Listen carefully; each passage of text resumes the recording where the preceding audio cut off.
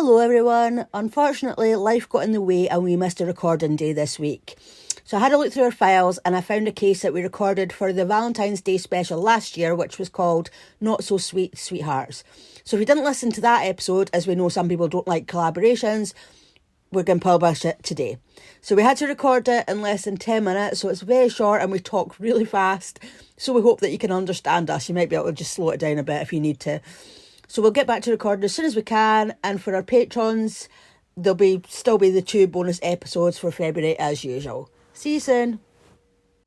Hi, my name's Laura. And my name's Jill. And we are the hosts of CrimeDivers podcast.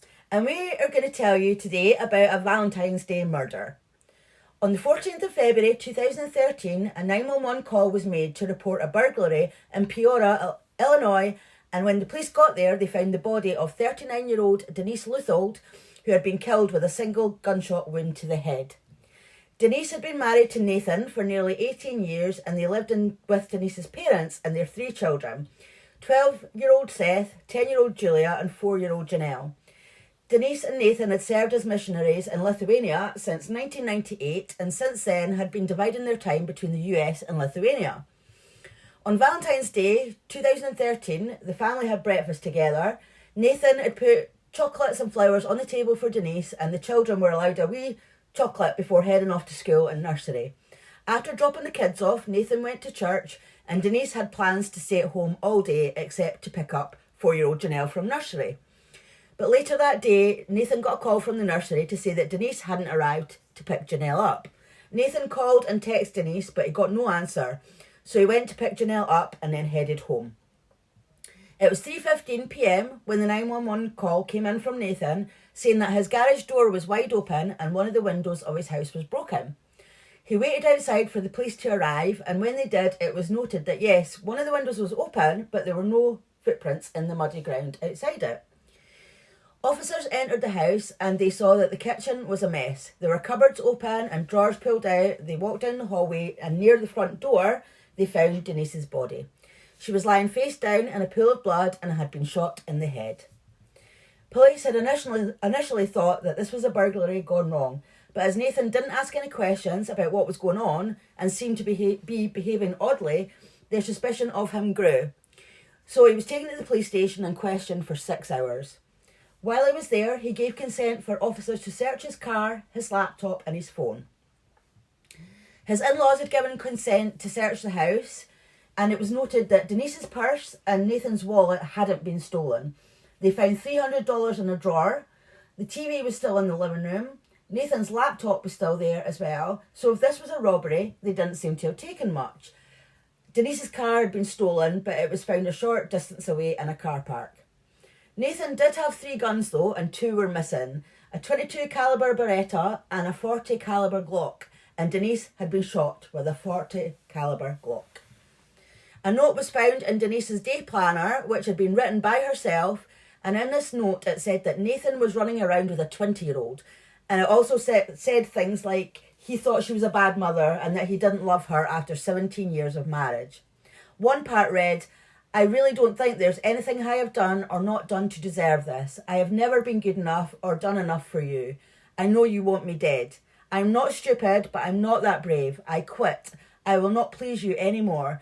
No more of that game. If I haven't pleased you in 17 years, then nothing I will do it." So, who was this 20-year-old that Nathan was having an affair with? Well, this was Anna Dobalate. She had met Nathan and Denise in her home country of Lithuania when she was just 6 years old. Her family were very much involved with the church, and the 2 families were friends and kept in touch over the years. When Anna was 18, the Leutholds decided to sponsor her as an exchange student as she wanted to study ministry work and music. She attended college in Florida from 2010 to 2011, and her and Nathan would stay in about 20 hotels in total during that time. When her school found out, she was made to withdraw from the programme.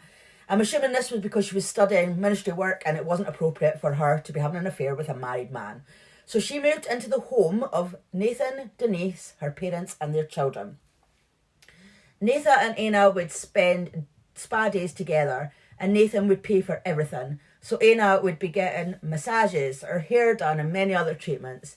He also took her away on holiday to Europe in the summers of 2011 and 2012, and they even had a shared bank account so that Nathan could put money in for Anna to spend on food, clothing, and general living expenses. Armed with this information and the fact that there were witnesses on that Valentine's Day, Nathan was arrested. In court, a neighbour called Diane Parish stated that she was leaving her house at about 12:20 that day with her husband as she noticed a man walking along the street towards the Leutholds' house and thought he looked suspicious as he was only wearing a hoodie and it was about minus 10 degrees Celsius or 14 degrees Fahrenheit. So she asked her husband to slow down so she could get a good look at him, and she later positively identified him as Nathan Leuthold. So this placed Nathan at his house close to the time of Denise's death and not at church like he said he was. Another witness said that she was visiting her sister who lived nearby and she heard a gunshot at about 12:30 that day. So that would have lined up with the time that Nathan was seen by Diane Parish heading towards home. When Anna was questioned, she said that she had never told Nathan she loved him, and at first denied the relationship, but an email was produced in court from Anna to Nathan, and it partly said, quote, "I let you down. From now on, I want to do all that I can for you and this relationship. I am so blessed to have you in my life," end quote. She denied having any part in Denise's murder, but she did act a bit suspicious. When Nathan texted Anna on the day of the murder to tell her that their house had been burgled, she replied, "Interesting," with a smiley face. She later agreed that this wasn't an appropriate response. What was interesting was that Nathan's parents were paying for Anna's attorney and they told her not to talk to the police. This money was from an account that was set up for the Leuthold children. Anna didn't attend Denise's funeral, which was seen as very strange since they lived in the same house, had known each other since Anna was 6 years old, and Denise had helped sponsor her to study in the US. So of course, everyone wondered why, if Anna wasn't having an affair with Denise's husband, why wouldn't she attend a funeral? While Nathan had been on remand, he had been an inmate with a guy called David Smith, and they struck up a friendship. After they had been friends for a while, Nathan asked David for legal advice on a hypothetical situation. But David told Nathan he had to be honest with him, so Nathan told him that on Valentine's Day, when he left the house, he parked his car somewhere and walked back home through the woods. Denise must have popped out because she wasn't home when he got there, so he hid in the closet. Then when she got home, they had words and he shot her in the head. David also said that Nathan had considered poisoning Denise at first, but then decided on shooting her instead. And when investigators searched his laptop, they saw that he had looked for a silencer for a .40 caliber Glock. There were also searches for how to hide the sound of a gunshot, how to silence a Glock 40, and also searches for giving someone who is not diabetic insulin. He had also looked for other ways to murder someone and how to erase an iPad, but he obviously didn't manage to do that. Nathan told David that killing his wife was a Valentine's Day present to his girlfriend. It took the jury just 90 minutes to find Nathan Leuthold guilty of murdering his wife Denise Leuthold, and he was sentenced to 80 years in prison. Thank you for listening, and if you would like to hear more from our podcast CrimeDivers, then you will find us on your favourite podcast platform.